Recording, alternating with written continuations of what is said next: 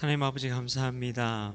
오늘도 말씀으로 한 주를 시작하고자 말씀으로 하루를 깨우고자 이 자리에 나오신 우리 성도님들 가운데 하나님 함께하여 주셔서 하나님 우리에게 주시기 원하시는 주님의 음성에 귀 기울이게 하여 주시고 하나님 그 말씀 붙들고 오늘 하루를 살아갈 수 있도록 하나님 함께하여 주시옵소서. 말씀을 통해 인도하시는 하나님을 만나고 돌아가게 하여 주시옵소서. 믿고 감사드리오며 예수님의 이름으로 기도하옵나이다. 아멘. 네, 찬송가 350장입니다. 찬송가 350장 우리들의 싸울 것은 350장입니다. 우리들의 싸울 것은 함께 찬양합니다.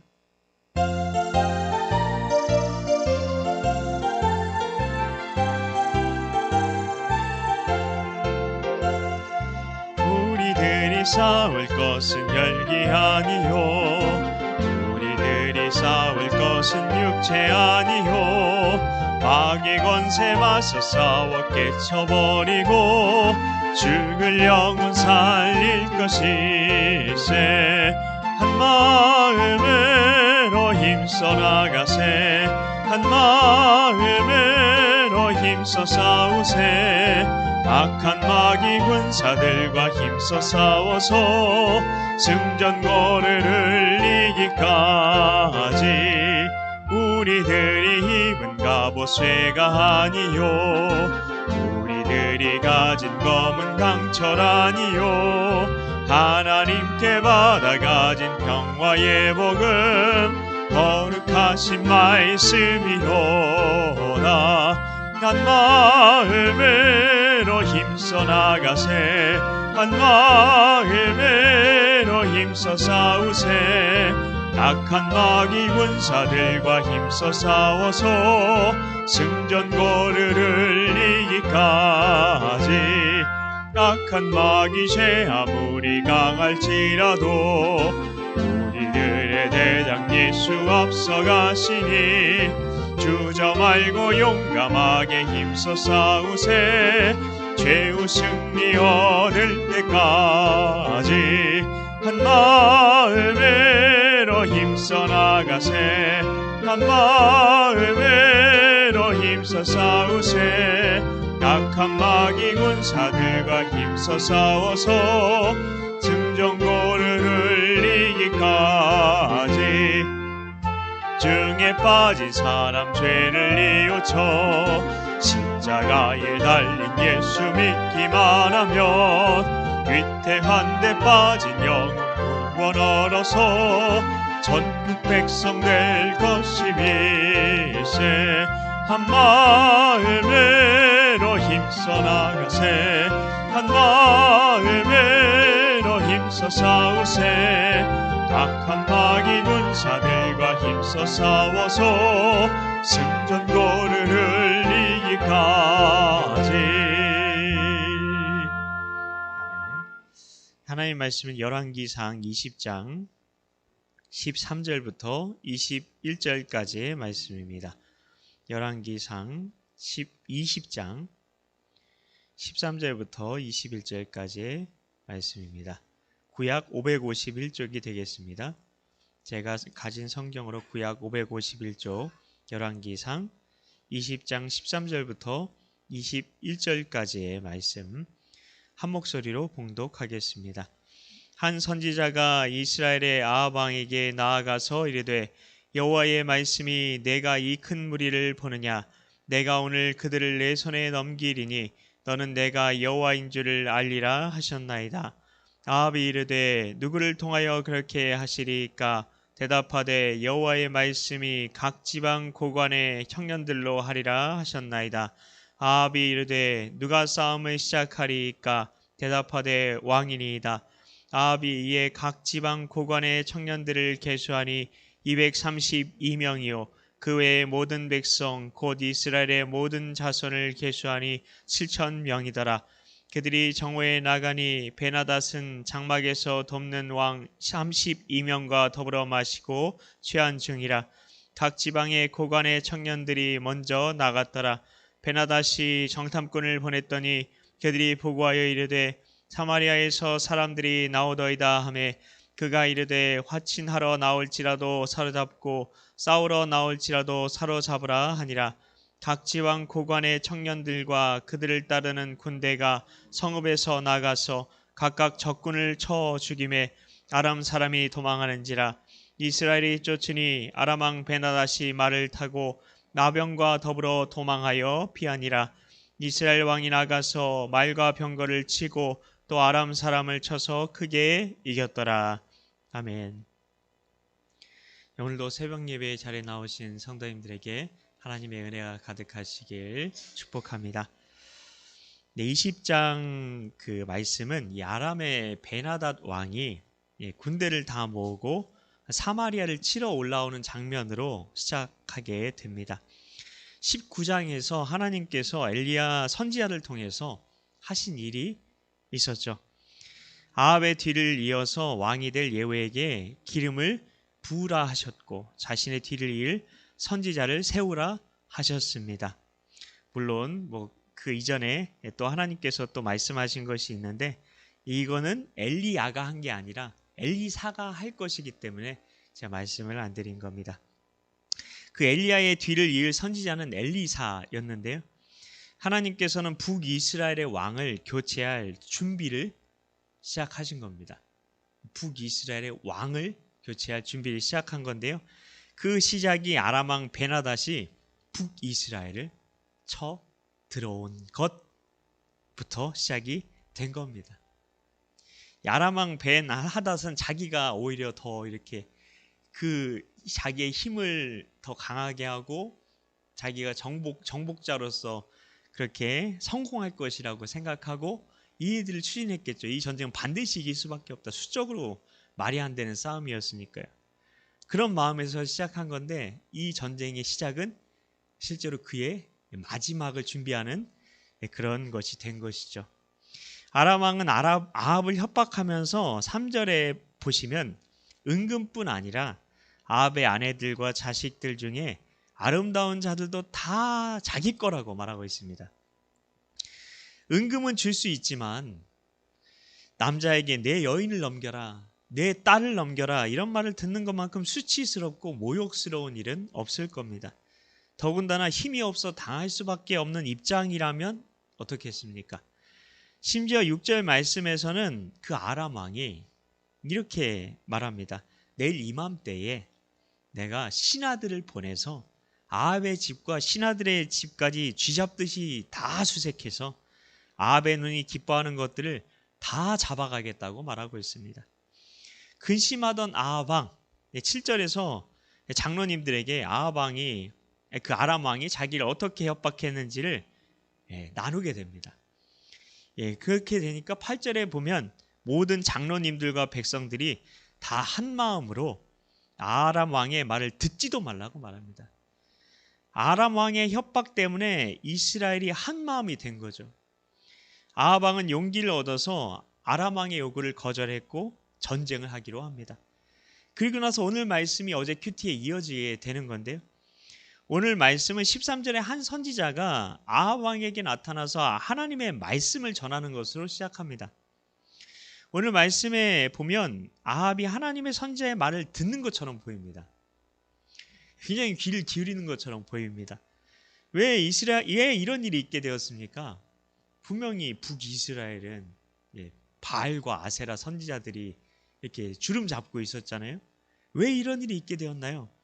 어제 목사님 말씀하신 것처럼 엘리야가 갈멜산에서 북이스라엘의 우상을 섬기던 선지자들과 영적 대결을 벌인 것을 기억하실 겁니다.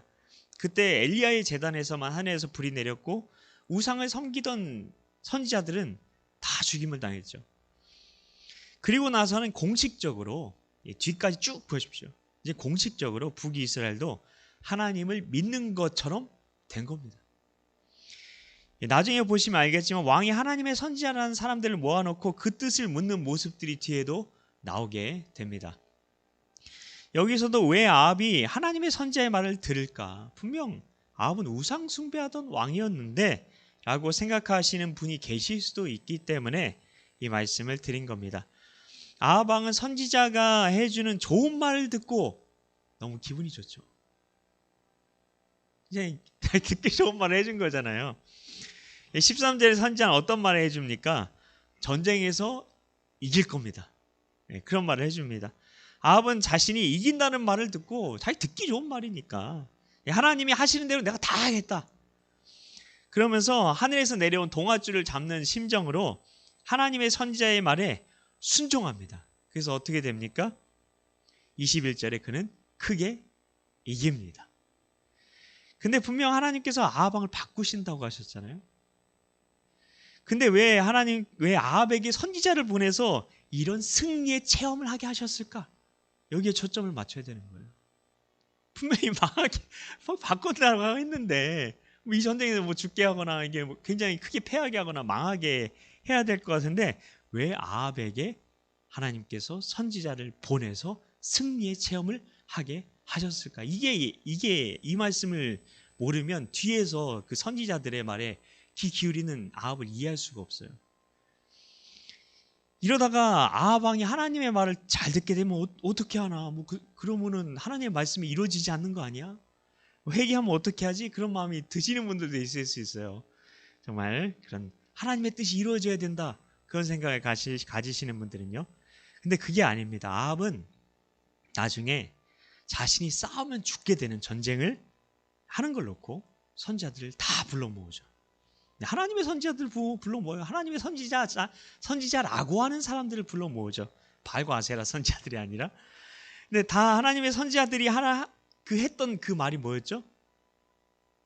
좋은 말이었어요. 이길 겁니다. 이길 겁니다. 유일하게 미가야 한 선지자만 빼고 다 좋은 말만 했죠. 왕이시여 하나님이 왕의 편입니다. 나가시면 반드시 승리합니다. 오늘 말씀에서 하나님께서는 아합을 위한 심판을 준비하신 겁니다. 그걸 알아야 합니다. 이 승리의 경험은 아합에게 축복이 아니라 저주가 된 거죠. 자기에게 좋은 말만 해주는 선지자만 가까이 두려고 한 거니까요. 잠언 27장 6절은 뭐라고 말합니까? 친구의 아픈 책망은 충직으로 말미암느니라. 원수의 잦은 입맞춤은 거짓에서 난 것이니라 라고 말합니다. 진짜 친구라면 친구의 마음이 아플 수도 있는 말을 해준다는 겁니다. 그리고 그 친구는 그 아플 수도 있는 말을 들어주겠죠. 서로 쌍방적인 거죠. 그게 진짜 친구죠. 근데 가짜 친구는 와서 좋은 말만 해주는 겁니다. 달콤한 말만 해주는 겁니다. 그렇다고 뭐 좋은 말을 해주려는 친구가 나쁜 친구고 늘 나에 대해서 비판만 하고 판단만 하는 친구가 좋은 친구라는 말은 또 아니죠. 좋은 말을 해주려는 친구는 정말 좋은 의도에서 사랑하는 마음에서 격려해 주려고 그런 말을 할 수도 있는 거죠. 그리고 정말 나를 생각해서 아픈 책망을 해주는 친구라면 늘 나를 판단만 하고 비판만 하려고 하지는 않을 겁니다. 그리고 아픈 책망의 말을 하려고 한다 할지라도 정말 좋은 친구잖아요. 그럼 어떻게 할까요? 그 말을 하기 위해서. 그 말을 하기 위해서 어떻게 할까요? 정말 좋은 친구라면 즉흥적으로 이빠른 말 할까요? 아닙니다. 하나님께 나아가 이렇게 먼저 기도하겠죠. 하나님, 제가 너무나 사랑하는 친구가 있어요. 근데 그 친구가 잘 됐으면 좋겠어요. 축복받았으면 좋겠어요. 하나님, 그 친구가 제가 듣기 힘들어해야 할 말을 해야만 하는 상황입니다. 하나님 정말 이 말을 해주는 게 맞습니까? 이것이 정말 하나님의 뜻입니까? 제가 말할 때 제 생각, 제 감정, 제 의지로 말하는 게 아니라 하나님께서 주시는 마음으로 이 친구에게 이 말을 하게 해 주옵소서. 이렇게 기도하겠죠. 심지어 금식하며 기도하겠죠. 철야하며 기도하겠죠. 근데 결국 내 마음을 내가 지키는 게 가장 중요한 거죠. 좋은 친구를 사귀는 것도 하나님의 바른 말씀을 듣는 것도 결국 다 내게 달린 일이기 때문입니다. 우리는 이 아합의 이야기를 기억해야 됩니다. 나는 어떤 친구를 가까이 해야 할까? 어떤 말씀을 가까이 해야 할까? 분명해지는 겁니다. 아합은 어쩌면 자기에게 좋은 말을 해주는 선지자의 말만 듣는 게 아니라 엘리야 선지자를 찾아오라고 해서, 그때 엘리야 선지자 찾아오라고 해서 요 선지자의 얘기만이 아니라 엘리야의 선지자를 찾아오라고 해서 엘리야 선지자의 말에 귀를 기울여야 했을지도 모릅니다. 그땐 불을 내렸던, 공식적으로 인정받은 선지자, 하나님의 뜻을 전한 선지자는 엘리야였으니까요. 근데 엘리야 안 나와요. 어떻게 해서든 바른 하나님의 말씀을 들으려고 했어야 되죠. 내가 무조건 잘 가고 있다는 말은 아합이 좋아했던 말이죠. 근데 진짜 신앙생활 잘하는 사람은 어떤 말을 그렇게 듣기를 원할까요? 하나님의 사람 욥은 늘 어떻게 했습니까? 혹시 마음으로 범죄하여 하나님을 욕되게 했을까? 혹시 마음으로라도 범죄해서 하나님을 욕되게 했을까? 늘 자신을 살폈다고 말합니다. 나는 얼마나 자주 내 죄를 하나님 앞에 회개하고 있습니까? 회개하고 있는 정도만큼 나는 하나님의 뜻대로 내 인생을 조율하고 있는 거죠. 다른 악기도 마찬가지이지만 피아노는 항상 주기적으로 반드시 조율해 주어야만 하는 거죠. 그냥 조율하지 않고 피아노를 치면 어떻게 될까요? 나중에는 제음을 내지 못하게 되는 거죠. 우리 인생도 똑같습니다. 바른 말씀으로 내 인생을 조율해야만 하는 겁니다. 성도 여러분, 나는 바른 말씀 앞에서 내 인생을 얼마나 자주 조율하고 있습니까? 늘 잘 된다, 괜찮다, 잘하고 있다는 말씀만 보면 우리는 우리 인생을 조율할 수 없습니다. 왜냐하면 회개할 수 없잖아요. 분명히 예수님은 회개하고 예수를 주로 믿으라 말씀하셨습니다. 회개 없이 예수를 주로 믿을 수가 없어요. 회개 없이 내 삶에 예수님이 주인이 될 수 없는 거죠. 그런 말씀은 우리를 회개하지 못하게 한다는 거예요. 나는 얼마나 내 죄를 회개하고 있는가, 그걸 보면 내가 얼마나 어떤 말씀을 내가 들으려고 하고 어떤 말씀을 가까이 하려고 하는지 분명히 볼 수 있다는 겁니다. 말씀 앞에서 내 자신을 보고 회개하며 내 인생을 조율하는 만큼 내 인생에 하나님의 은혜가 임하게 되는 거죠. 말씀과의 바른 관계가 우리에게 은혜와 축복을 가져오게 되는 거죠. 내가 듣기 좋은 말씀에만 귀 기울이면 하나님의 축복이 임할 수가 없습니다. 내가 듣기 싫더라도, 마음이 찔린다 할지라도 하나님의 말씀이면 그 말씀을 정직하게 대면하심으로 하나님의 은혜와 축복 가운데 사시길 예수님의 이름으로 축복합니다. 우리 같이 주님 가르쳐 주신 주기도문으로 예배를 마치겠습니다. 하늘에 계신 우리 아버지, 아버지의 이름을 거룩하게 하시며 아버지의 나라가 오게 하시며 아버지의 뜻이 하늘에서와 같이 땅에서도 이루어지게 하소서. 오늘 우리에게 일용할 양식을 주시고 우리가 우리에게 잘못한 사람을 용서하여 준 것 같이 우리 죄를 용서하여 주시고 우리를 시험에 빠지지 않게 하시고 악에서 구하소서. 나라와 권능과 영광이 영원히 아버지의 것입니다. 아멘.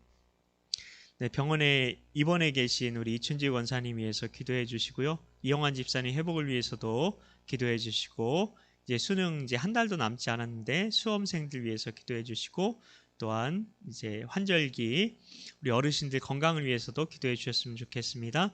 각자 가지고 나온 기도 제목 가지고 기도하시다가 돌아가십니다.